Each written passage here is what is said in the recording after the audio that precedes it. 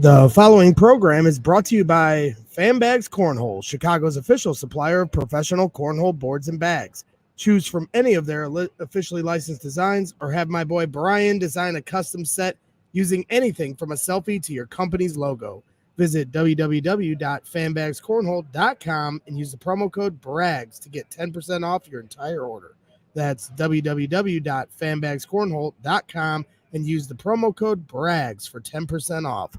Step up your game with Fanbags Cornhole.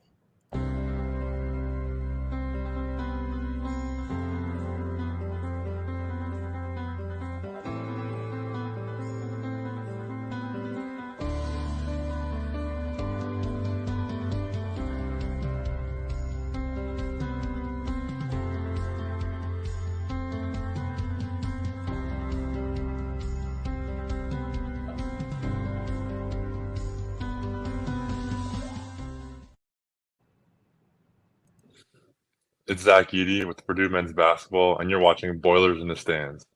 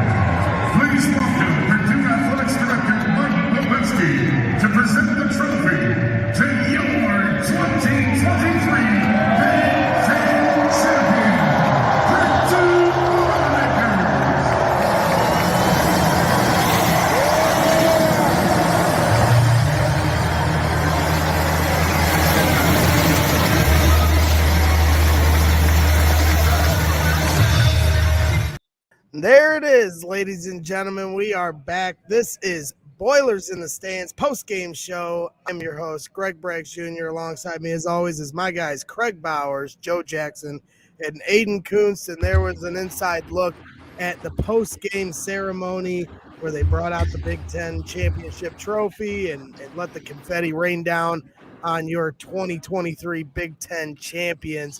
25 Big Ten championships here in Mackey Arena. Exciting day. They played, Illinois. Almost feels like an afterthought after everything that happened in the celebration. It was a really cool scene. Gene Katie, shaking hands with all the players and enjoying and celebrating this season that these guys deserve to celebrate because no one had them winning this thing. But it helped that they beat the Fighting Illini today, as Matt Painter graciously said afterwards, because then we can't talk shit on the internet about them if they do, as he said. Pretty funny stuff from Coach Painter there. So we're gonna get into it all. Me and Kraig said on Media Row that if I didn't start this show giving the biggest shout out in the world to Brandon Newman, I think our guy Bitcoin is Freedom might block us for good. So he's going to get that shout out from me for my instant reaction of the day. You talk about a guy that's overcoming adversity, staying with it. We've said many times here on this show, I've said it too. You got to give him a lot of credit. A lot of people speculated that he would transfer in the offseason. He did not do that. He stayed here. He found a role on this team. Obviously, he probably wasn't happy that he couldn't get more minutes or starter minutes or whatever you want to say, but he kept his head down. He played hard on defense. He's been rebounding the basketball. We all know the shot making ability he has. He's a great trusting guy at the free throw line. I'd put him up against anybody on this team to take the game winning free throw shots. And this guy now all of a sudden is a starter. And there's been fans that have been calling for it. We pushed back on it. I pushed back on it here on this last post-game show that I was here for. And he's making me eat that crow, and I couldn't be more happy to see it. Bitcoin is Freedom certainly knows his basketball. He gives us some pretty long-winded comments after shows, and I always appreciate his passion for this team. And I'm happy to say that he proved me wrong today. And if this is the kind of Brandon Newman we're going to get for the rest of the year, all of a sudden that's a real spark. This was the loosest I have seen this team play in 6 weeks. And he is the at the front of the reason for that because of how hard he plays on defense, gets in passing lanes, shows energy, even the shots he missed. I want him taking those shots because eventually they're going to go down. He keeps building this confidence up. And guess what? You put him in the starting lineup, that's going to put Fletcher Lawyer on his toes. Now, all of a sudden, he might start playing a little better. Ethan Morton might start playing a little better. These guys, they all know now, hey, you got to play to a certain standard, or maybe Matt Painter might make a switch. He very rarely does this late in the season, but he did, and I got to give Matt Painter a lot of credit, and most importantly, Brandon Newman a lot of credit. So that's my instant reaction here for the day. I'm going to send it over to Kraig because it's been a lot of fun celebrating with all these guys here today, and enjoying this win. Yeah, just first of all, I mean, I think being able to just sit around and watch that celebration afterwards and just keep it in context of where this team was predicted to finish in the Big Ten at the beginning of the year, starting 2 freshman guards, bringing a transfer in, not knowing for sure exactly what we were going to get out of him and how he was going to fit into this team. And just not a lot of expectation out there from anybody for this team coming into this season. So to see them not only get the 25th Big Ten championship, but to do it by 3 wins, and that's something that Painter referenced in the post-game conference, was just not only to do it, but to do it by 3 wins and to win 7 games on the road in the Big Ten, which is a record for Purdue. Just really an amazing feat. And in terms of the game, I said after that first half, that's the best first half they've played since November. Since they were out in Portland, without a doubt. Defensively, offensively, contributions from multiple different guys on both ends of the court. And then the second half took some wind out of our sails. We started missing some threes. Illinois made a late charge like we knew they would. They're just way too individually talented. There's some team issues there in terms of how they play, but just so much individual talent and potential NBA talent on that roster. You knew they were going to make a run. And I give a lot of credit to Purdue for finding a way to stave that off, because when they tied it up, they could have collapsed at that point. And they figured out a way to still get it done. Yeah, Joe, fired up. Yeah, a lot of what you two said.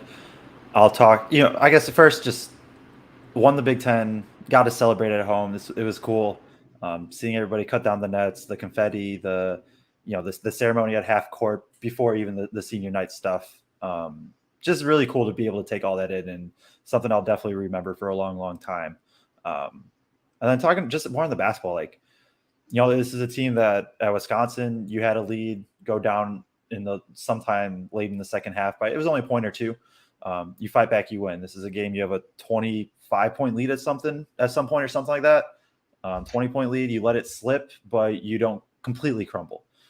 This team that is battle tested at this point has had a lot of close games, and I think is figuring out even more so, or maybe refiguring out just how to win those games. And that's something that's important come March, because that's just what it is. It's a lot of close games. It's a lot of 3-point variance. And that's something I want to talk about too, because you shoot well in the first half and you go up 20, and then you shoot terrible in the second half, and now it's a tied game. But in general, this is a team that, fought well. Newman was terrific in the first half. Second half was solid. Morton's defense in the last 3 minutes was unbelievable. I thought made just some big plays. And you saw Painter tinkering with lineups and kind of figure out the offensive lineup and the defensive lineup. And I'm excited to talk about that. Maybe not excited, but want to get into that at some point too. But just overall good win. Something you got to be happy about. Yeah, absolutely. Aidan, go ahead and fire it up. Yeah, I mean, not much more to say. Good win over I don't know if they're a good team. Sometimes they're a good team. Sometimes they're not. They've been pretty weird all season with Illinois and missing their point guard, Jaden Epps, who's a nice player for them. But I think Joe hit it. Like, I think the story outside of Brandon Newman kind of shutting us all up on this show and vindicating the chat, or at least a few of you guys in the chat. I still think the story is like, it just still seems like a team at a crossroads in terms of the lineup.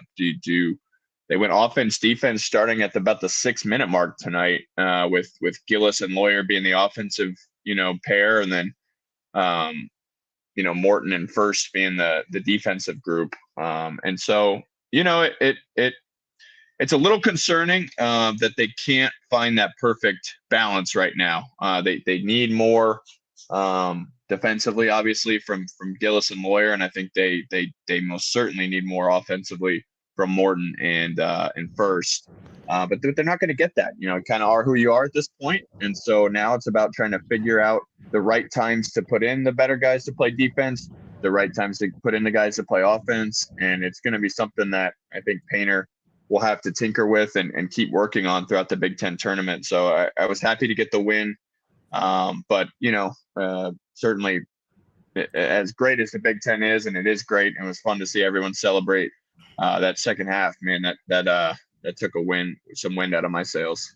Yeah, absolutely. And Corey Lesney says in the chat, I want an explanation on the wait time here. Well, I'll tell you what, the reason was because they had an amazing celebration. I wasn't sure. A lot of people were asking, like, what kind of celebration are they going to do? They're going to cut that, Greg Carter and Greg and Carter from Field of 68. They thought they were going to cut down the nets. I was like, I don't think so. Like, I just thought, you don't even know if they're going to win or lose. I was like, they'll probably bring the trophy out during the senior day when they celebrate the seniors on this team. I was like, but I don't know if they're going to do a whole out celebration. And sure enough, they bring out the trophy. Kraig says, hey, Greg, they got the confetti cannon set up. And before he finished that sentence, I was bolting down the stairs to get on the court so I could get some amazing shots. And you better hit that like button right now, because I'm going to show you some of the great shots. I can't even show them all because I took literally 900 pictures and video. I was going to work doing what I do here for Brags in the Stands. And this is what it's all about, ladies and gentlemen. This is the kind of inside look you get here on Boilers in the Stands, I should say. We try to give you the shots that you may not necessarily see, and this was a really special moment. I feel honored in a lot of ways to be able to be to cover this team. I talked to Chris, the social media director here at Purdue, and couldn't thank him enough for the opportunity that he gives us here, all four of us, to cover this team. Been coming to these games here for 5 or 6 years now. Personally, been covering them for 3, and this year was as special as it gets. And to see that confetti come down on these guys, and to be able to be on the court while we celebrate this as fans, and we're fans, or yes, we're media, but we're fans, and we're rooting for this stuff. I had a big smile on my face. I know everybody down there's got a job to do. We have a job to do here as well, but our job is to give you it from a fan in the stands perspective, and to be able to have some of these unique looks is what this is all about. It was a lot of fun. We got some amazing pictures from what I did, and then ISC Purdue during the game. There's the guys, all the smiles right here, and then you got the confetti flying, pretty cool stuff. You got Fletcher Lawyer and everything else. Zach Edey. I'll be posting shots that I took all night long because there's so many. I can't get them all onto this show. There's Gene Katie shaking hands with Zach Edey. Just special stuff, man. And this is why, we are so invested in this team, is for moments like this, to see that confetti on Mackey Arena's floor. So we got that opportunity here today.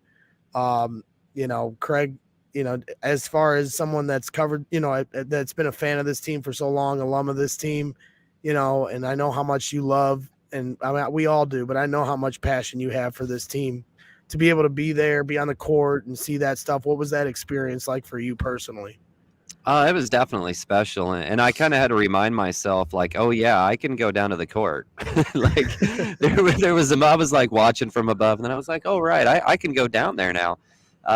It just really great, and I got to stand around, and I got some friends on the Purdue creative team too, and talk with them and see them psyched for all the work they put in around these teams as well, and then those players walking around getting to say congratulations to those guys, and see them run over to their parents and give them hugs. And you can just tell, how much it means not only to the player, but their entire family that's backing them along the way. And we got to see Gene Katie walk around, Purdue legend, and kind of give his congratulations to all the players on the team as well. So just some really nice heartfelt moments that we got to witness down there.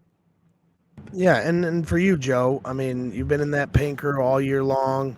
This is your final game, as a student, for you, sitting with the paint crew, a vital part of the Mackey Arena experience, see them celebrate like they did to win over Illinois, but more importantly, the championship they celebrated and the confetti coming down. What was that like for you?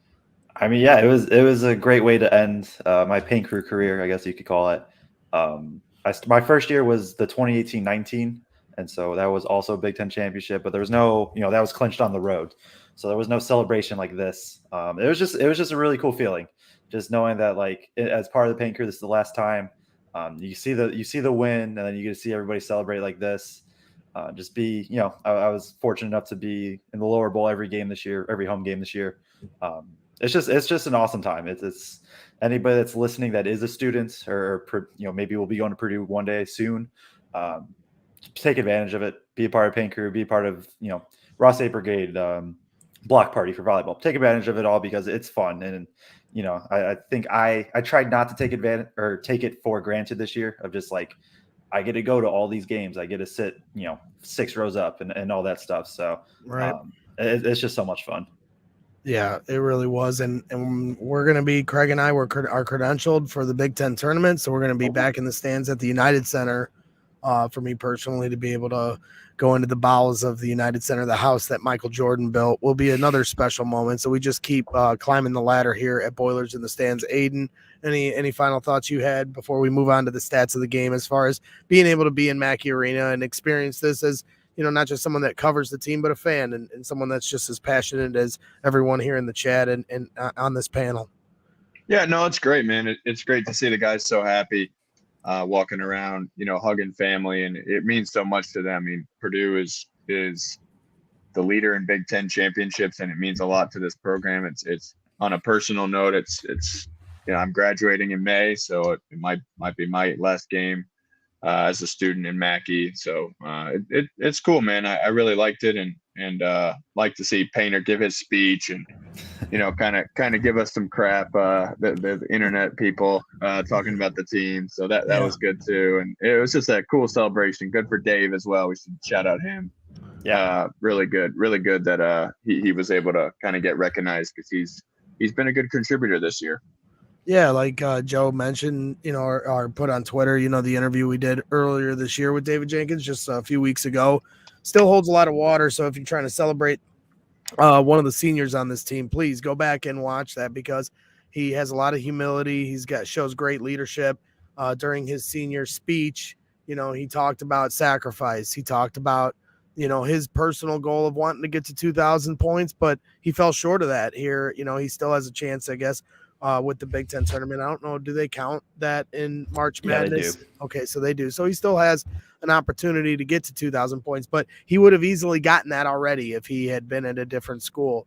But here he had to make that personal sacrifice for the betterment of the team. And the most profound thing I think he said is, I wish I was here when I was a freshman. That's what the impact he's had in just a short time here with the Purdue Boilermakers program. So all the credit to David for, showing that leadership and doing what he had to do for the betterment of this team. So let's move on.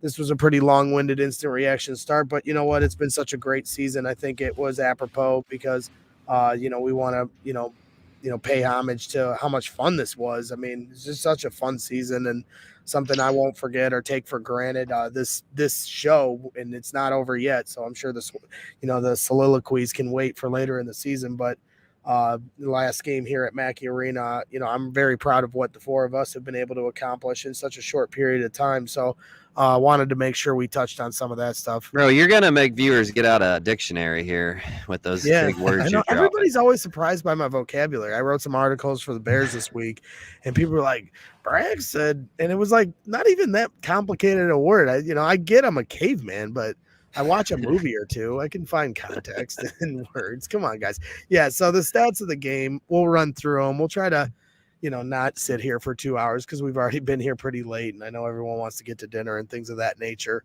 But Purdue shot 47% from the field on 25 of 53 shooting. Illinois shot 48% from the field on 24 of 50 shooting.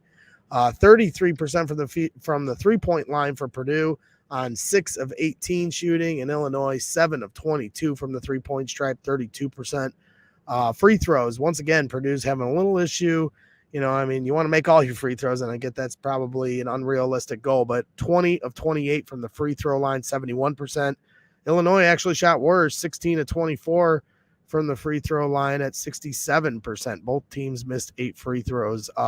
15 turnovers for Illinois, only 11 for Purdue.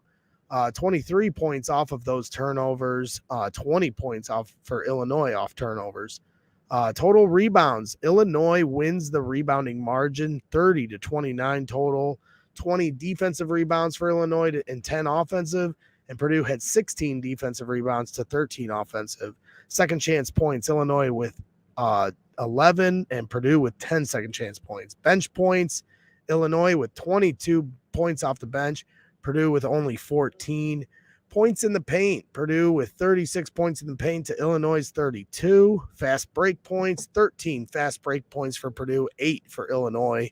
Steals, 11 steals on the day for Purdue. They were all over it in the passing lanes. Brandon Newman at the front of that. Ethan Morton with some key steals at the end of the game to help put this one away. Blocks, 7 blocks for Illinois, only 2 for Purdue. Assists, 15 for Purdue, 13 for Illinois. No lead changes. Purdue led for 39 minutes and 11 seconds. The only 49 seconds of this game was when it was tied 0-0 apparently. So pretty dominating, in that category. But Illinois certainly made it interesting in the second half. I think Purdue was up by like 20 at halftime. And Illinois went on their run like they always do, it feels like. And, for you, Kraig, what stands out as far as the stats of the game? I'll go to the 2 I usually go to, free throws and rebounding. And today, the fact that we did not have advantages like we normally do. They actually win the rebounding margin. A lot of that came with Zach on the floor. It'd be easy to say, Zach sat a lot, so that's why we were down in the rebounding battle. But a lot of it came with him on the floor today. Illinois just got to the board. Some of it was lucky bounces. Aidan and I were sitting up here saying, man, we just can't get a bounce to go our way off some of those shots. But they win that. So we didn't get near as many second chance opportunities as we normally do. And then you throw in the free throws, not a great percentage. If we don't get fouled down the stretch, we end up about even at the free throw line as well. There was some other stats that in the first half really jumped out that gave us that 20-point lead. But when those things kind of came a little bit more back to reality, the fact that we were just even on those other items is, to me, what made this game close in the end. Yeah, absolutely. It was certainly interesting to see them out-rebound them. We got to get the free throws short up, too. Joe, your stats that stood out for you. Yeah, I'm going to start with turnovers. This is I know Purdue has 11, and you're hoping, I guess, that drops 1 or 2, maybe to 9. But forced 15 turnovers, 3 steals from Newman, 4 from Ethan Morton, and only 20 minutes of play. Newman had the 1 or 2 right away and just kind of opened up the gates pretty quick. And then that's a huge, that kind of jump starts the lead and all that. And then the other stat I'll go to is 3-point shooting. And I don't know if it was specifically shown on the stat sheet. We were 6 of 18 overall. I believe we were 6 of 12 in the first half and 0 of 6 in the second half. Newman was 3 of 8. Smith was 2 of 2, which was good to see. And then, Trey TKR hits his 1 of 1 and everybody else misses. It's just something to monitor. And I think there's a lot of things to be excited about going into March, especially like this bench play. This may be a legit 7 deep rotation, like where you're comfortable with all 7 guys. But at the end of the day, I think it's just 3-point shooting is going to determine how far this team goes. Yeah, absolutely. They're such a great free throw shooting team across the board as far as their ability, but then in clutch moments at times it seems to come back to the fray. Zach Edey's a great free throw shooter, but then in some of those hostile environments, sometimes he gets a little shakier than he normally does. It's understandable. They're only human, but you'd like to see more go in. It is what it is. I know they're not trying to miss free throws, as Matt Painter always tries to point out to us, but Brandon Newman's probably the other surprise to me. Anytime Brandon Newman misses a free throw, I'm honestly shocked because he has just such perfect form at the free throw line, and his process is exactly what you'd want for any free throw shooter. So we'll have to see if they can shore that up before March. Aidan, what stats of the game stood out for you? Yeah, I mean, nothing new from what these guys hit on. I think the steals, getting 11 steals. I felt like the key to what we did in the first half was getting out in transition a little bit more than usual, being able to run on Illinois. And some of that was the steals. Some of that was just in the half court getting rebounds, and then we just happened to kind of get out and go. Smith having the ball on the open floor to me is really a great situation for Purdue. I mean, he's so quick, his handle's so good. I just feel like his handle doesn't get enough credit. He really has an elite handle especially for a freshman. And then the other one is plus minus Fletcher Lawyer plus 24 in 26 minutes. I see the debate's already starting to rage in the chat about whether or not Lawyer is good. Again, I just think his value is whether or not he's hitting shots. He has quite a bit of offensive gravity. Meaning teams are still trying to take him away on the offensive end, and just to put Ethan Morton in for him just really hurts this team offensively. We saw it in the second half a little bit when Morton played. Like he is not a good decision maker. He has a really loose handle, and he's not really hitting shots. And even on a night where Lawyer goes 0 for 4, I just thought he opened up the offense. I didn't think he was especially bad defensively. And I just think he has to play. I'm totally fine with him getting 26 minutes and would have been fine with him getting more. That's just how I feel. I think he just opened up a ton today, whether it was running Chicago for him. And then we've got, Brandon Newman coming off of a floppy action, which is a double or triple screen pin down that Joe will show later on his chalkboard. What he does opens up a lot for others. And I know that doesn't necessarily always show up in the box score, but it is a helpful thing for this offense that's been struggling. Well, and he's at the front of my observation. I know Illinois came back at the end and it got a little tight there, but at the same time, even then, I felt like this team looked as loose as I've seen them. And I know they beat the brakes off Ohio State. Even then, I didn't have that takeaway after the game. This game, it really felt like they were playing loose, the way the ball was moving around the basketball court. So, that's very encouraging. I give all the credit to Brandon Newman for that. And I know I had people tweeting at me, Bitcoin is right, Braggs. I told him, I was like, he's going to be on my ass today. I know it. And I'm going to give him his flowers. He definitely deserves it. He is sparking this team officially. And I'm excited to see what he can do in March, but just as, trickle down effect for the rest of this team. And I just think winning the Big Ten title, winning at Wisconsin, the way they celebrated in the locker room at Wisconsin, throwing the water all over Matt, the flight home, you saw the picture that Purdue Social put up. And then today you saw how they were able to kind of exhale. They felt so tight here at the end of the year, and these teams were giving them everything they got. We all know about other teams, it's like their Super Bowl now playing Purdue, and this team had to go through that. And so now you win a couple good games here at the end, a handful of good games here at the end against some, competitive teams. I know Illinois is not the most consistent team, but they have a lot of talent, and they're a team that can pose mismatch problems for us. And this team came out in the first half guns ablazing. They jumped the shark on teams like this in March. They're going to have a lot of success. And, if Fletcher Lawyer gets going, look out, So I'm excited to see what this team can do, but they look as loose as I've seen in a long time. So I'm going to cough real quick, and then we're going to do an ad read. I had to mute my mic because I was like dying there. So we're going to get on to our guys at Shire Insurance, and we'll move on to the next portion of our show. So as life changes, your insurance needs change. Shire Insurance Services in Crown Point, Indiana, representing auto owners insurance, has been helping clients with their changing insurance needs for over 25 years. As an independent agency, we love working with auto owners to provide excellent service to our clients. Buying your first home? Start with Shire. Expanding your business? Start with Shire. Your teenage driver passed the driving test and you're worried about the increased cost in auto insurance? Start with Shire. The first baby is on the way and you want to reassess your life insurance? Start with Shire. Whatever your insurance need or concern or need, we are ready to help make those things easier for you. Call 663-7274 or search online at shireinsurance.com for all your insurance needs. You've dreamed about the perfect house, a place to call your own, and a place to not only stretch out, but to grow. Auto Owners protects your house because to you, it's home. That's simple human sense. Ask Shire Insurance Services, serving Indiana, Illinois, and Michigan, if auto owners make sense for you. Happy to help, man. I was just over there talking to myself anyway. And finally, our guys over at Mad Mushroom. Appreciate you helping, Joe.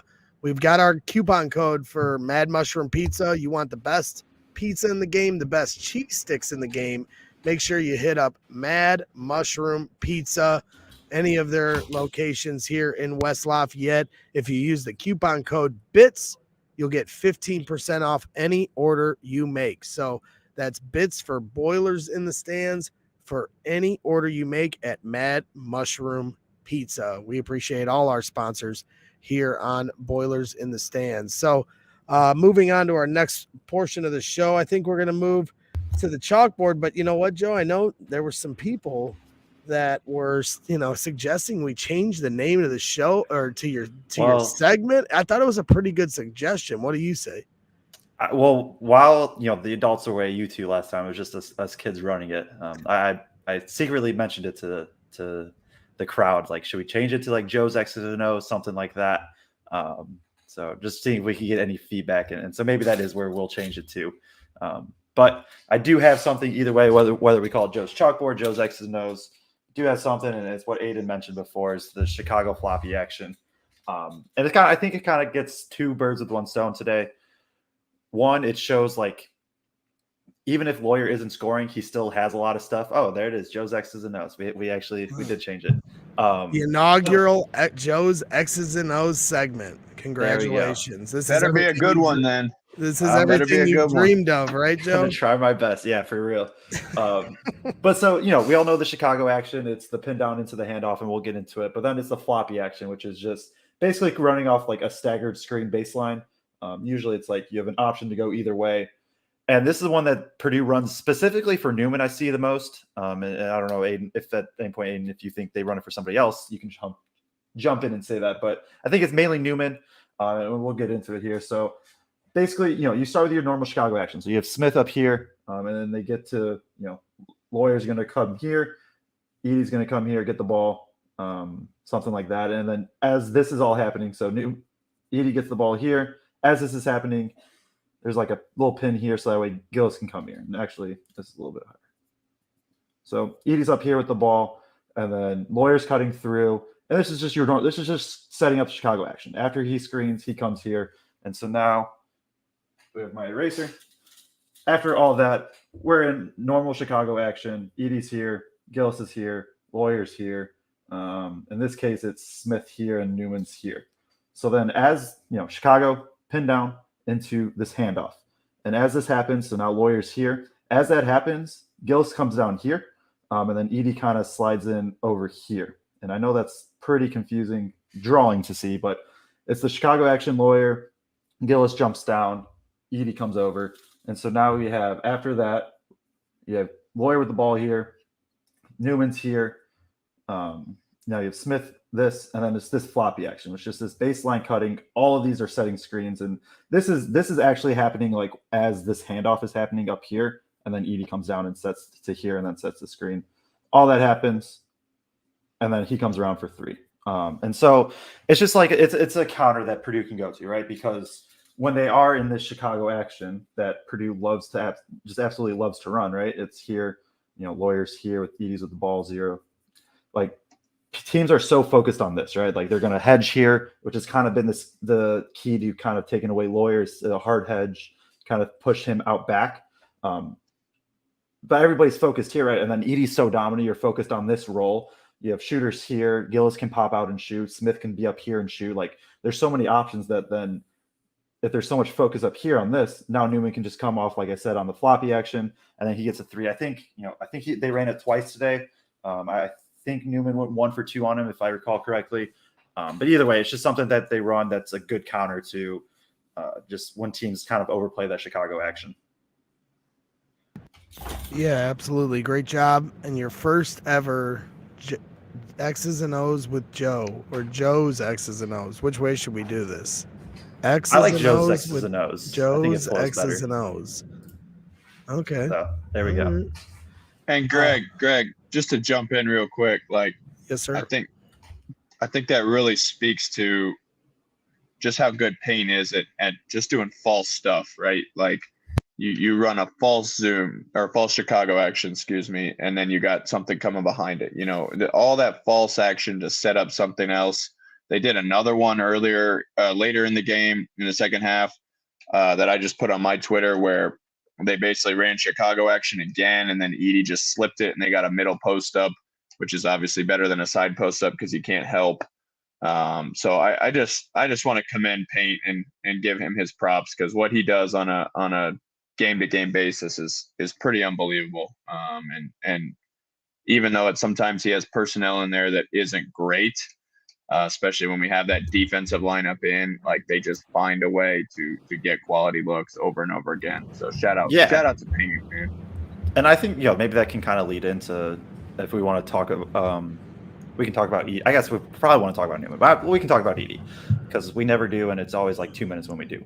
I thought they did a good job of they're just becoming more and more creative at getting him paying touches in the middle.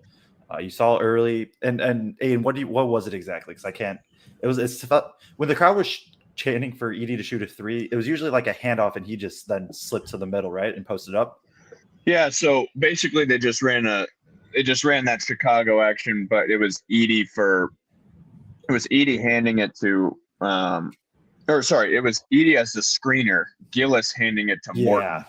And then Gillis keeps it instead of actually handing it off to Morton. And now Gillis is at the free throw line, and Zach can just turn, spin, steal, and he's right underneath the rim. And Illinois was sending, and Illinois was sending so much help. Especially in that second half. I mean, they just went all the way in on, okay, we're taking Edie away, and it was very effective.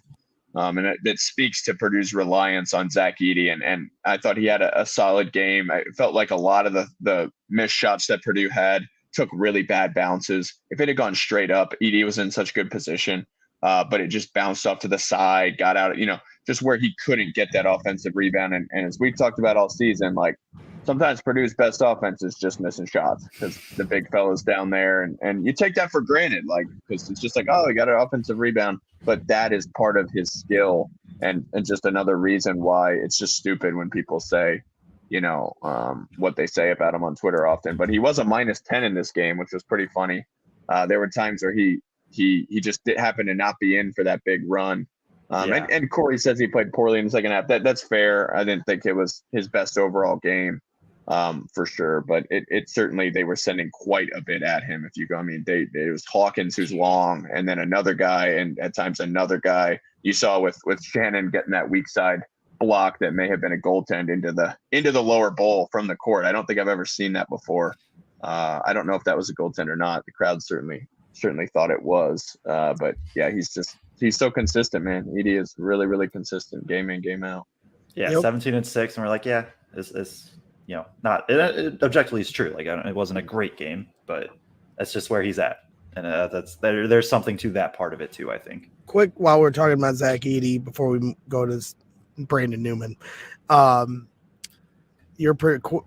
word for each of you. Go around the horn. Was today Zach Edey's last game at Mackey Arena? No. Yes. No. Yes. That was 5 words. I Aidan. know. Yes. My final is yes. Greg.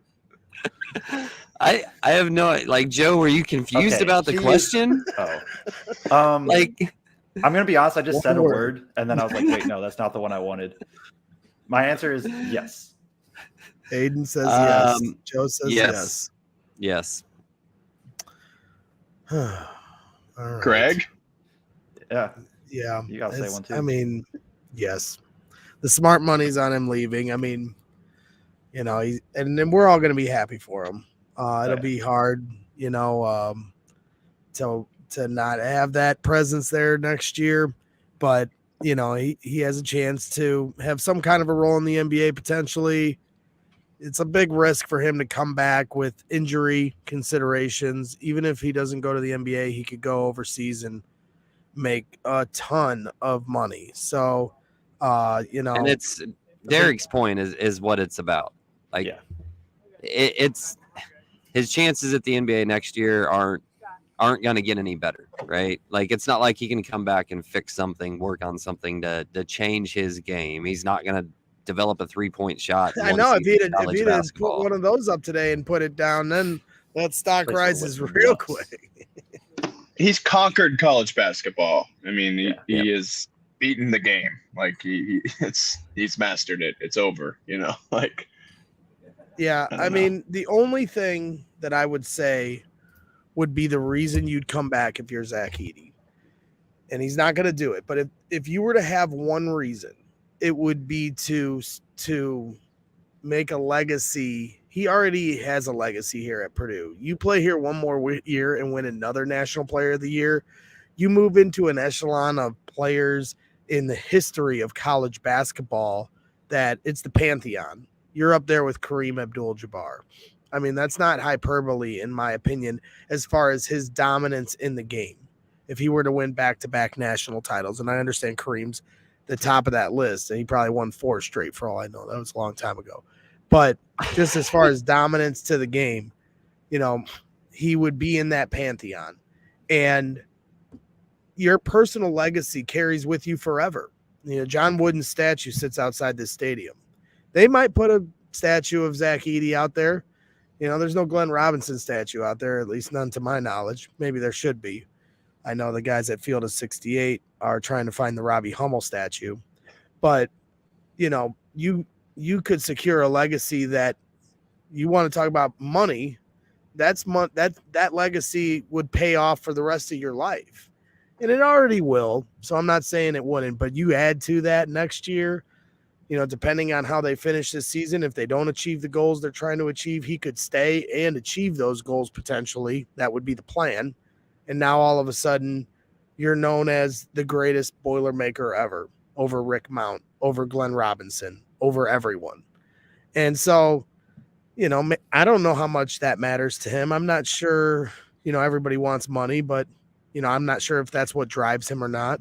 So I agree with you guys ultimately, but if I were to play devil's advocate for that part of the segment or this show, that would be the reason he would stay, in my opinion. But I agree with you guys ultimately. So I don't want to be selfish as a fan. I know we all are because we want to see him stay. But, I think he's going to move on to the next stage in his career, and we are all going to support him in that. Let's go to Brandon Newman here. We got to go to him next. I mean, an absolutely unbelievable day from Brandon. He was just rock solid on defense. As I mentioned before, set the tone, set the spark for this team. Wouldn't surprise me if he led the team in minutes, which he did with 34 minutes of play, 19 points, led the team in scoring, 5 of 10 from the field, 3 of 8 from 3-point land. He started to get find that rhythm from the 3-point stripe that I know he's been searching for. 6 of 8 from the free throw line, 6 rebounds, 5 assists, 4 fouls. So he's getting, he's getting active, because he picked up the fouls. But only, here's the biggest stat probably of this whole line, and all of this was impressive: 34 minutes and only 1 turnover. So, I mean, Bitcoin, I bow to you. Bitcoin is freedom. I bow to you. What we do here, I give opinions just like everyone else. I respect everyone's opinion in the chat. I'm no expert here. I would defer the expertise to the guys that I'm sitting around here at this on this show. I'm the meatball. I have opinions, and sometimes I feel strongly about them, but I'm not afraid to be wrong, and I am happy he proved me wrong here today, and I hope he keeps proving me wrong, and you guys can keep shoving crow right down my throat all the way to the Final Four, and I'll eat that shit up all day long. I mean, I'm happy for Brandon Newman. I covered Brandon Newman in high school just as much as I covered Sasha. I watched him at Valpo raise his level of play. He didn't, get to, move far down into state or anything like that, but he was one of the best players to ever come out of the region. And he got a scholarship here at Purdue at the same time, Sasha did. 2 region kids that, a lot of kids in my area look up to. So, as critical as I've been of Brandon at times, I'm happy for him in a big way. I've always said that I was very impressed that he didn't, take the easy route and transfer out of here. He stuck his feet in the dirt, and then he carved out a role on this team. And as Matt Painter said, Kraig tweeted it out in the post-game presser, he earned more minutes here lately because of his defense. And that's what David Jenkins Jr. said when we interviewed him. It starts on the defensive end. And Brandon Newman earned it on the defensive end. Now all of a sudden he's getting hot on offense. So that's my second bow down to Bitcoin and Brandon Newman here on this show. And I'll just continue to do it because we've spent so much time talking about his, shortcomings or his mistakes. And when he's going to play like this, I'm going to overdo it talking about how damn good he played today. Yeah, he was, he's what we've been hoping, or at least what I've been hoping. I still don't think he's this 20-point per game scorer or anything, but like you said, it's the defense. The beginning of the season, the first 20 games, he did not defend well, just straight up. He had some moments, but in general, he just didn't defend well. And now he's really, really ramped that up over the past 4 or 5 games, and minutes are up now. And now that's leading him to being a little more confident. He finally has a solid day shooting, 3 of 8 from 3, 5 of 10 overall, with the 2 twos coming off, I believe, just both fast breaks. Just a really, really good on-ball defender. Like he's, Terrence Shannon's not an easy player to guard. He is one of the fastest players with the ball in his hands in the Big Ten, if not the fastest. I'm sure I'm forgetting a couple people, but he's not an easy guard, and Shannon ends up with, 6, something like that. Shannon ended up with when did Shannon get 13? Okay, well, never mind. Shannon was at 2 for a long time. He hit that that 1-3 at the end of the game was like, wow. Yeah. Okay, but either way, really, really good, and I'm glad that he's coming along. Like now you have more lineup versatility, which we'll get to in a bit. You can throw Newman and Morton if you really want defense, or you can substitute them on and off, and now you have an elite wing defender in the Big Ten for 40 minutes. I'm still really concerned about Brandon Newman off-ball defense, but maybe I'll save that for another day. Well, and he brings a level of aggression. He is the aggressor defensively, and I don't think you would say that about Ethan Morton, as good of a defender as he is. Joe and I talked about this on the last show. He's just going to get you a few that Morton wouldn't. Morton doesn't get the pick sixes. He doesn't get those that where he's being overly aggressive, and Newman can get burned on that, and I think that's a concern.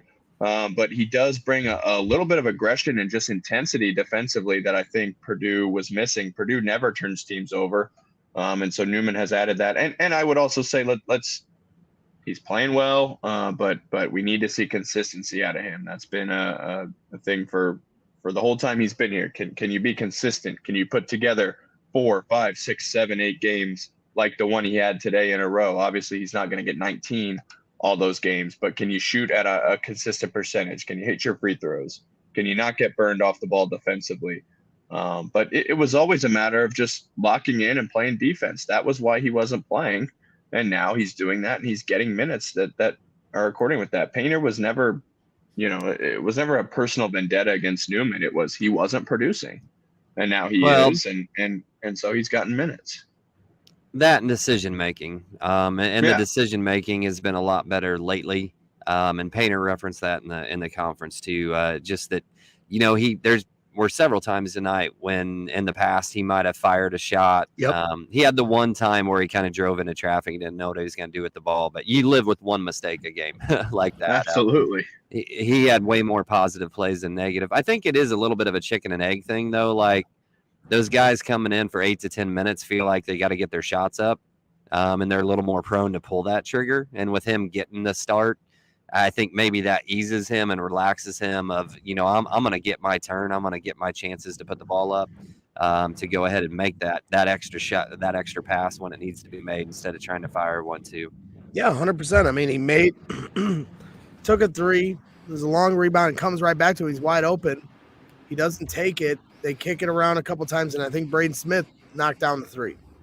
And it was highlighted right there, to your point, Kraig, that the decision-making there, he's not trigger happy. He's trying to play within himself and not go too crazy at the same time. I mean, the confidence he has in himself to shoot the basketball, where we've seen guys like Braden Smith and Fletcher Lawyer in hostile environments with tough defenders get timid shooting the ball.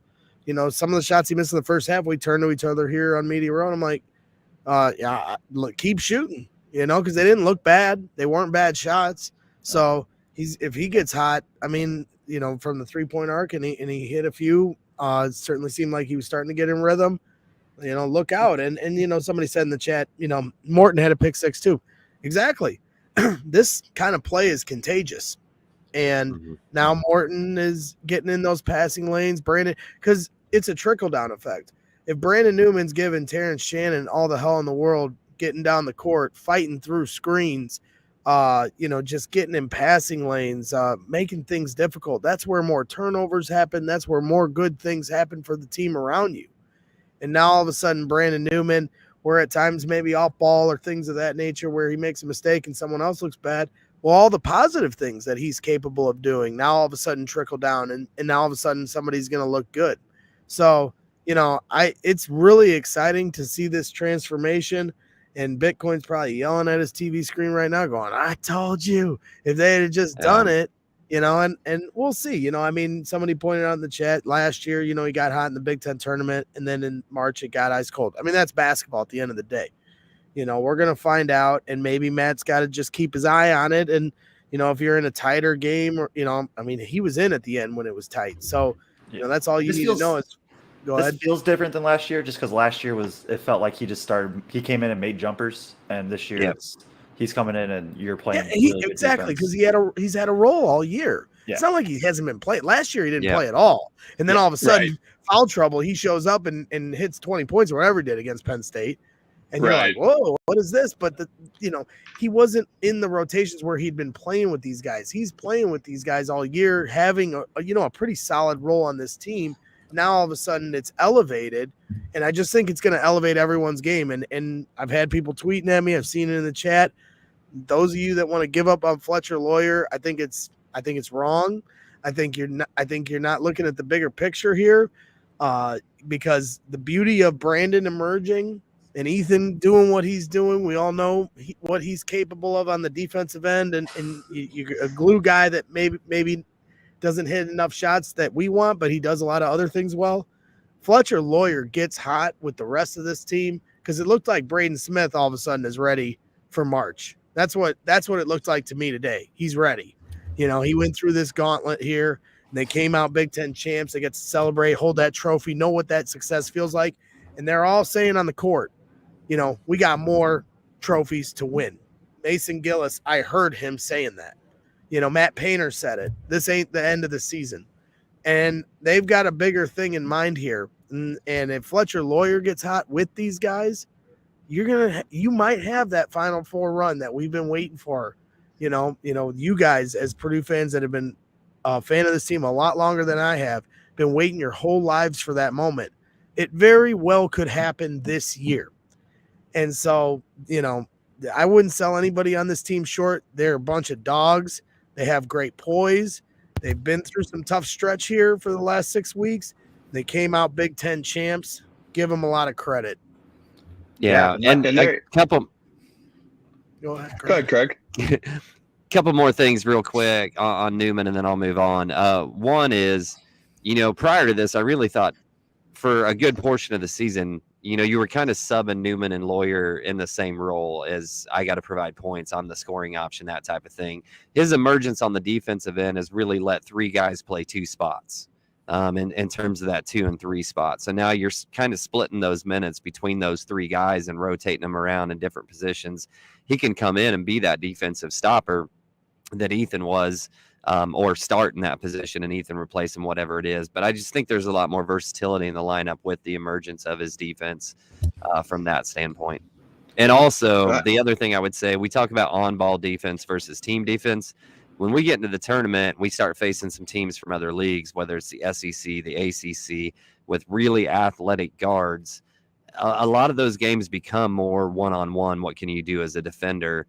And less system offense like we are used to seeing in the Big Ten. And, that's what we needed against St. Peter, somebody to stop the friggin' ball from getting into the point and just off a dribble drive action. So I think he may have even bigger role and a more important role as a defender when we get into the tournament than he has right now. I think that's a great point because you look at this Illinois team. I mean, they're probably the closest thing to an SEC team in the league, right? Joe and I talked about this. Like, they kind of went contrarian. You saw it with their starting lineup today. The smallest guy's 6'6". They're all athletes. They're kind of out of control at times. They want to run. And you could see Underwood really making a concerted effort to tell them to run in transition. So there's going to be like 3 or 4 Terrence Shannons we'll probably see. And for him to get a W in that one-on-one matchup, kind of the game within the game, I think it's great. I think we could transition, if you guys want, to the 4s, because that's the other kind of rotation thing that is kind of on the edge here. And I don't know what you do there. I think I thought Gillis provided a spark with just rebounding the ball, getting a couple offensive rebounds. I think he finishes it well around the rim. I love his patience around the rim. I think First has struggled for whatever reason, but he did get 6 boards there. And Kaufman ran. I mean, he's obviously a 5, but he was awesome, as we know. So I don't know which way do you guys want to go with that, I guess, of those guys. Either way, we can just pin them up against each other. I mean, First had 23 minutes and Gillis had 17. First had 2 points, Gillis had 7. Gillis got to the free throw line 3 of 4. First missed the first of his 1-on-1, so he's 0 for 1. 3 rebounds for Gillis, 6 for First. So, and four were offensive for First, 2 were offensive for Gillis, and that's something that's just been missed. Take it away, Joe, because I mean, let's just talk about both these guys and the decision Matt's going to have to make and the balance he's going to have to go between both these guys, because they're, at the end of the day, they're both contributors to this team, so it's going to be pretty close each game. Yeah, sorry to cut you off. I just wanted to throw that, but you saw it today. It's, if you want offense, you put in Gillis, and if you want defense, you put in First. And if you look at all the numbers throughout the season, we're at a big enough sample size where you can kind of like truly draw conclusions from some stuff. And that's just what it is. It is, you get a little better on offense with Gillis. He just, they both rebound really well. Just Gillis has a little bit, I think he just moves the ball a little bit better, works a little bit better within the system. Like Gillis can at times make a play if he needs to. First, I think it's still developing, and then on the other end, it is First will, I think, if he keeps developing, will be an all defensive player at some point in his career. I think that highly of his defense, and you saw, and I think this is kind of just for me a broader, like in general, like lumping in the offense versus defense. In the second half, it was Lawyer and Gillis on offense. It was Morden and First on defense. Like that defensive unit was that's an elite defensive unit of Smith, Newman, Morden, First, and Edey. Like that is an elite defensive unit. You have 2 guys in Newman and Morden who can shut down the ball. Smith is undersized, but at least he's not going to make too many mistakes out of being in the wrong spot for the most part. Edie is an elite rim protector. First can do a little bit of everything. He can protect the rim. You need him to step out and kind of, just stop a dribble drive for a second. You need him to close out. He can do that.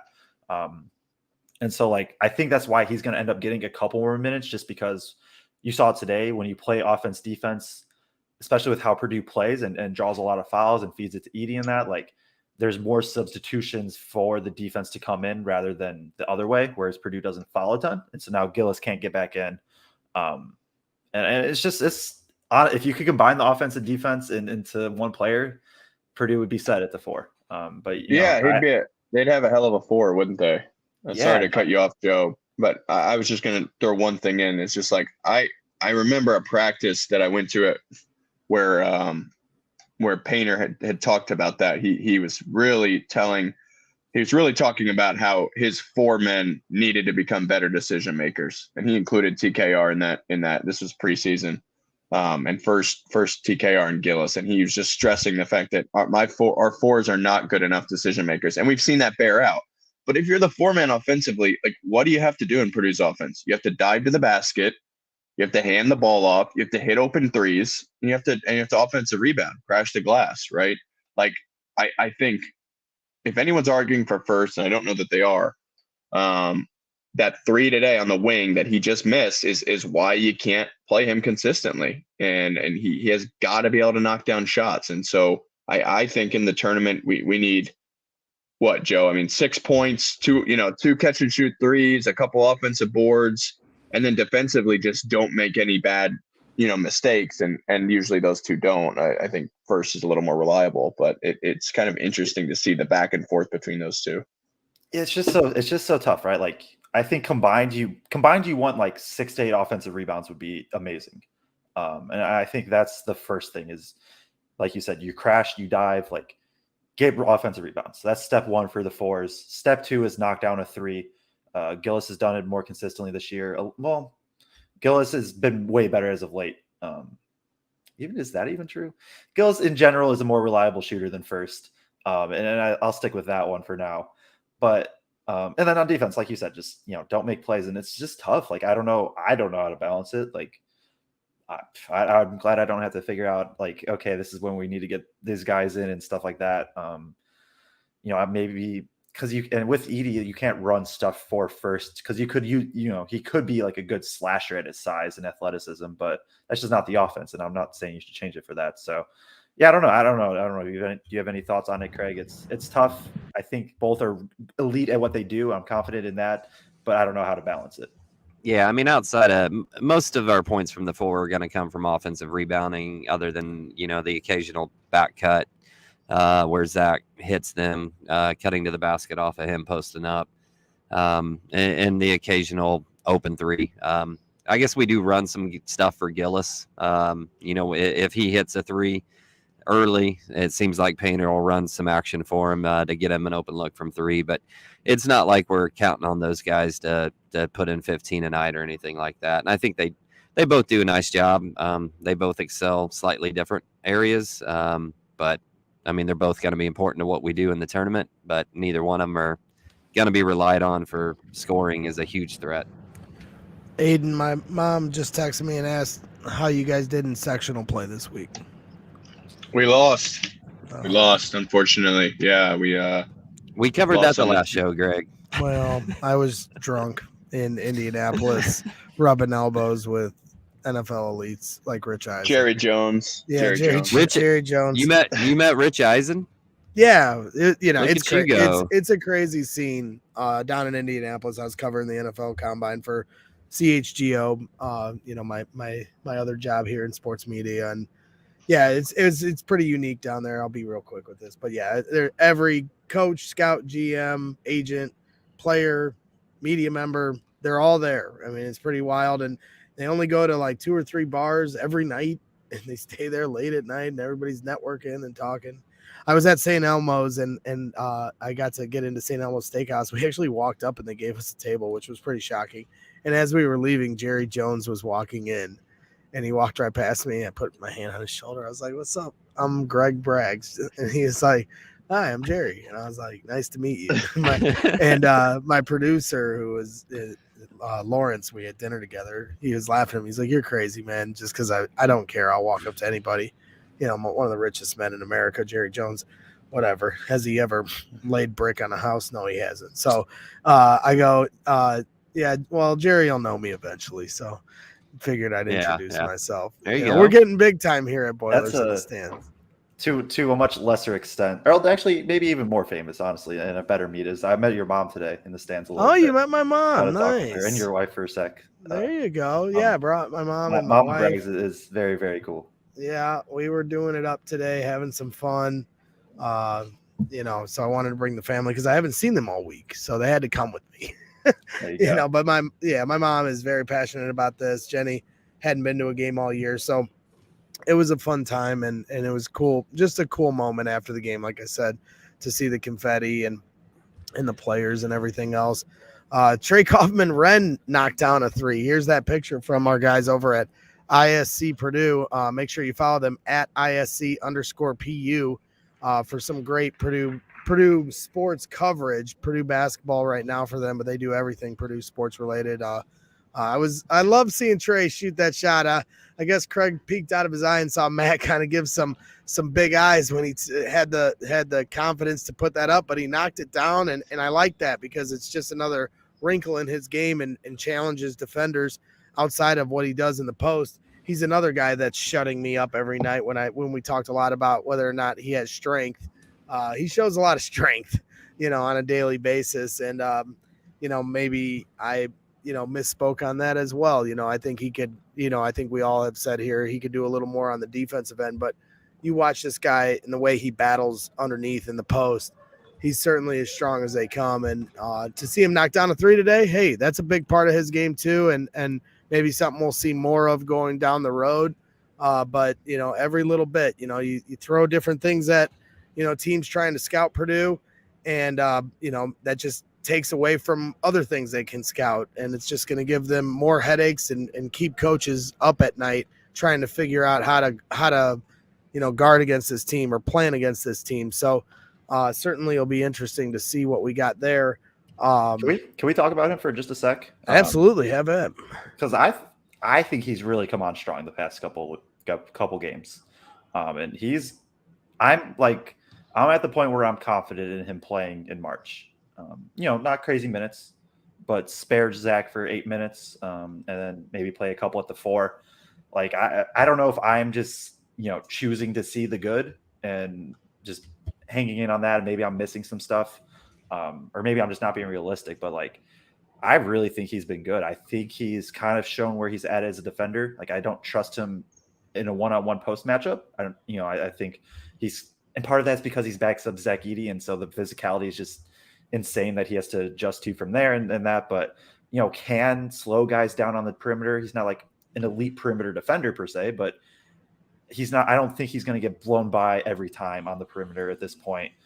Seems to be, at least, I think he's starting to understand his role more and starting to understand the defense more. And that's allowing him to play a little bit more, kind of like Brandon Newman. And now, TKR is bumping from 5 minutes to, he played 13 today, or 10 maybe we'll say in March, 10 to 12. But, if he can come in, play, and you can kind of run the offense through him and keep some similar system when Edey's out, pair him with Edey every once in a while if you just need like a random 2 minutes of it. Him and Newman and kind of the first, I trust that bench now. And Jenkins too. I know he hasn't gotten a ton of run as of late, but even Jenkins to a degree. I think I'm trusting the bench more than I did a month and a half ago, and that's giving me some excitement. I don't know if anybody agrees or disagrees. Yeah, I could jump in. I think he gave great minutes today. I think he gives you, when the bench unit's in and with Newman and Gillis starting, now that bench lacks some offensive punch. Now you have less things you can run because you're not going to run the stuff you ran for those guys for First or Morton. So I think that bench now, a lot of times they keep Lawyer in there and so you get Jenkins, Lawyer, Morton, First, and TKR. And so then you're just going to either basically run that Chicago action we talk about for Lawyer, or you're going to throw it to TKR on the block. And he really has done a nice job lately. I think that the next step for him is passing the basketball. I think when he gets some more reps, he's going to become a much better passer. Working with Coach Brantley on that. I think tonight he threw a couple really scary long passes. He fired a bullet off of Morton at one point that went out of bounds. So he needs a lot more just reps. I mean, he's so young and inexperienced in terms of college basketball, but he's awesome. I think you can rely on him to get to that right hook over and over again. If he can hit a three, great. Why not take one if they're not going to guard you out there? I think on the other end, and Kraig mentioned this while we were watching, he just struggles guarding the post. Really struggled with Dane Danger. Dane made him look pretty silly on one. And it just comes with reps. It comes with, okay, my double's coming from the middle of the floor with first, so I have to take away, I've got to take away the baseline here. And he just didn't do that with Dane Danger. And so it just comes with reps. But yeah, I think I'm more optimistic about him than pretty much anyone on that bench. And you kind of need him to have a nice game offensively with that particular bench unit in now that Newman and Gillis are starting, because we haven't really gotten it as much from Lawyer, and the other guys just really haven't, either aren't going to give you anything offensively or just haven't been. So I think he is a wild card in March, no question about it. And it is March, so he's a wild card now. I'm throwing it to you right after this, Kraig. Just want to throw this in. Like, there was the stretch in the first half where it was Jenkins, Newman, Morton, first TKR, and that offense was brutal. To say it, like, just put it flat out, like it was not good to watch. But like you said, like I think there's definitely a lot going on. Kraig, I don't know, do you have anything on that? No, you guys killed it. So you covered it all there. Well, all right, so I'm saying killed it in a good way, not like killing the game, killing the game here on Boilers in the Stands. Anybody else we want to highlight here? We talked about Newman, we talked about Edie, we talked about some of the struggles here. Smith? Yeah, that was the one I wanted to finish with. Feel like we've kind of touched a little bit on everyone and their potential, but we can go a little more with Braden Smith, who I felt like started to get a little more confidence today, especially there in that first half. He was really cooking to build that lead up for Purdue. And so his line for the day was 15 points, 6 of 9 shooting, 2 of 2 from 3, 1 rebound, 3 assists, 2 turnovers in 31 minutes of play, right behind Newman. So second most minutes in the game. You're seeing those minutes certainly spread out. They used to be so much more lopsided, right? And now you're starting to see, how many? You got so many that are close to 20 minutes, Morton, First, Edie, Newman, Smith, Lawyer, Gillis. Gillis was at 17, but still, it's like all those guys are playing close to 20 minutes a game. So you're starting to see it spread out, but Braden Smith in particular, another big day. Felt like he's really starting to settle back into what he was to start the year. Muted. Yeah, I hit it and then somebody else hit it. No, I thought Braden was exceptional in the first half. I think they kind of changed some stuff up on the second half. It seemed like they were kind of jumping them off of that high ball screen when they went to. But we also just went away from the high ball screen in the second half. Aidan and I were talking about that, and I don't know why, but it seems like we often do that. We run it well in the first half, and then it seems to just not get used near as much in that second half a lot of times. But thought his decision making was really good. There weren't any like crazy wild passes anywhere. He took shots confidently, knocked shots down. Just love to see him stay aggressive throughout all 40 minutes of a game. Yeah, I have the stats up. 11 registered, and so for it to be registered, and like you have to you do something off the pick and roll. 11 in the first half, 3 in the second half. I had that same thought of, because Smith was good in that. He was he had 12 or 14 at half. Got to the pull up, was confident, and I didn't pick up on anything that changed. Just from where I was at, I didn't see anything or really wasn't paying attention to it. So, I can't speak too much there. I don't know. It was impressive too, because Illinois' defenders are long, and I was worried about them coming in. And they're athletic and they're limited. Didn't let him bother him. And he talked about after the game, somebody asked him, playing at his size, how he's learned to deal with 6'5" defenders. And he just laughed and said, I've always been small. Like, this isn't new. I figure out how to do this my entire life. Like this, it's not like I've just had to deal with this in the last month, you know? So, but he played really well against them today. And I think, and you look at, you know, chat's kind of talking about the second half, I think, I think to your point, Kraig, like, man, they really get away from that high pick and roll. And obviously it's a rule that they're going to run that off of a miss in transition. You know, they've kind of established that. But, you know, I think I think that goes with kind of starting to try and play keep away a little bit. And they certainly tried to do that today. Like you have a lead, it's starting to dwindle. You kind of look up at that scoreboard. I mean, I had that as a coach this year where I was up 25 in a game and won the game by 1. And you're looking up at that scoreboard and you're going, that just keeps going down. Okay, it's 19, it's 14, it's 12. Your players are just throwing it all over the place, turning the ball over, taking bad shots. And so I think you start to maybe kind of do the try not to lose thing, you know, and say, okay, what's our go-to? Well, it's a post up with Edie. So they run a lot of sets to do that. And I thought tonight, you know, Illinois was just said, we're not letting you post up with Edie. That's just not going to happen.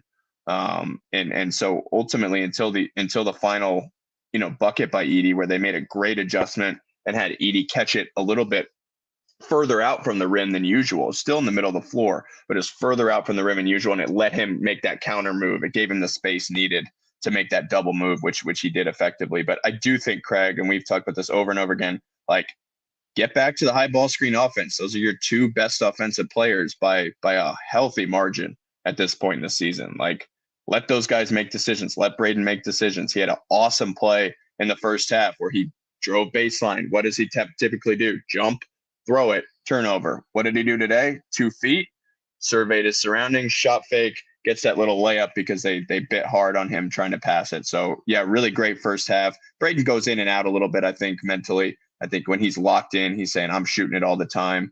I think there's times where he kind of just goes with the flow of the game. But I thought he was great. I think we need to see more of that. And yeah, the second half was super concerning. Like, just get back into your high ball screen offense. You don't always have to get Zach a touch. Sometimes Zach's gravity as a roll man in the pick and roll will be your best offense because it'll open up other stuff. Yeah, absolutely. It was just good to see. I don't know. To me, I know it got tight in the second half, and maybe some fans get irritated with that, but just team looks ready for March. That's the takeaway I got from it. But we're gonna have more to talk about this week. I'm thinking about doing a show Tuesday. Haven't had a time to talk to any of these guys about any of this stuff. We're certainly gonna cover the Big Ten tournament as best we can. Joe and Aidan had suggested maybe doing kind of recap shows each night or something like that. I don't care. Something maybe we'll discuss behind the scenes, but we're going to be giving you a lot of Big Ten coverage here coming up. Kraig and I are both credentialed for the Big Ten tournament at the United Center here Wednesday through Sunday. Purdue will play Friday at noon. So we'll see how far they can get in the tournament. Falling short last year in the Big Ten tournament championship. So we shall see. But, I want to run through these last final segments here kind of quick so we can all get home or go out to dinner or whatever we're going to be doing. But around the Big Ten and March Madness, I'll let Kraig start, but like real quick, if we can go around the horn as far as your thoughts, as far as seeding implications, if that's what you want to talk about, or, who got the double bye in the Big Ten, wherever you want to take it, we'll go around the horn and give some quick thoughts on that. So go ahead, Kraig. Yeah, just in the last 2 days, just about everything that could go against us in terms of making sure that our quad wins and losses stayed where they needed to stay for us to have a potential 1 seed in the tournament have kind of happened. Michigan State won. We needed them to win to kind of keep that quad 1. Indiana's down to Michigan right now. They're teetering on the line. If they drop below 30 in the net becomes a quad 2 loss, the loss here at home, and that gives us 2 quad 2 losses. I don't think we can survive that and stay in front of UCLA if we have 2 quad 2 losses. So Need to see some things break our way. Penn State beating Maryland's a little bit. You don't know where Maryland's going to drop to in the net also. So that's a little bit worrisome in terms of what happens there. But Iowa losing to Nebraska wasn't great for us either. Unfortunately, as much as I hate to say it, I need to see an IU win today to ensure us getting that 1 seed in the tournament. Oh, boy. That's scary to think about. And before Joe and Aidan give their quick thoughts on this, kind of look around the NCAA and Big Ten, hit the like button. There's 91 of you in the YouTube chat. Here, I'll trade you a like button for this awesome Zach Edey video of him cutting down the net and everyone else having to use a ladder and Zach not.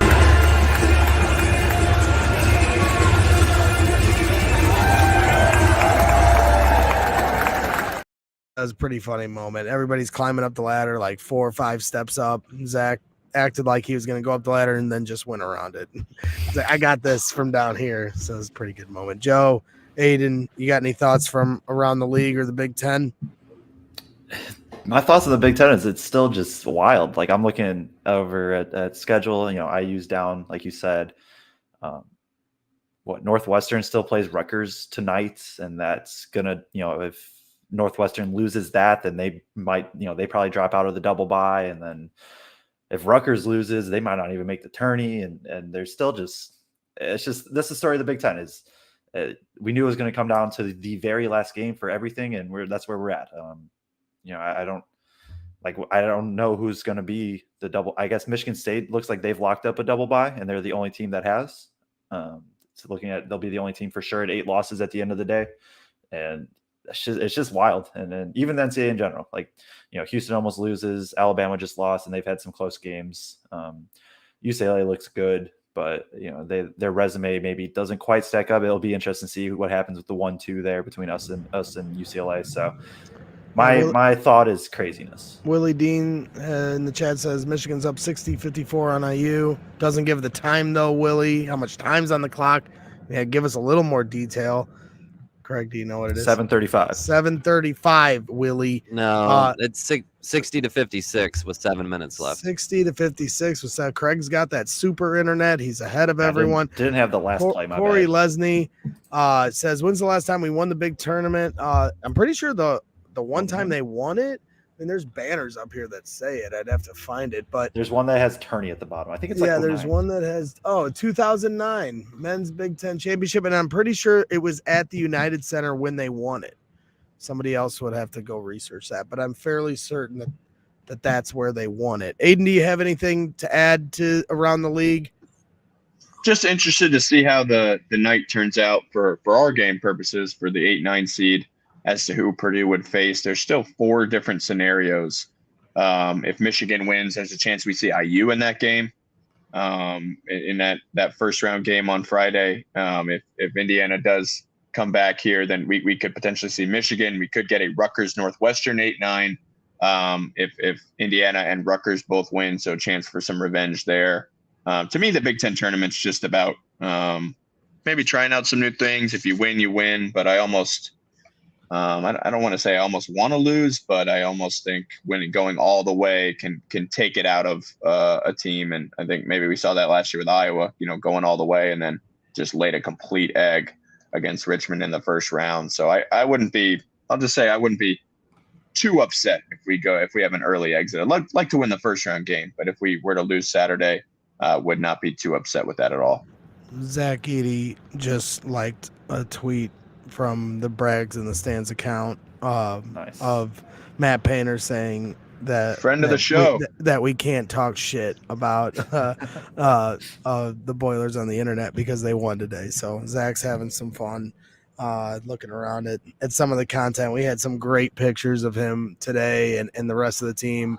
Like I said, I'm going to be posting a ton of them to Twitter. I'll try to put some on our Brags in the Stands page and try to share them along to the Boiler Diehards Facebook group because they're pretty special pictures. Confetti on the ground. Zach meeting Gene Katie. A lot of the other players shaking hands with them. Got pictures with all of them. It was a pretty cool moment here in West Lafayette. It was tough last weekend, when IU won here, and I think everybody was waiting to do that celebration last week. But final game of the season, Certainly, they did it upright. It was a lot of fun. Once again, shout out to our guys at ISC Purdue.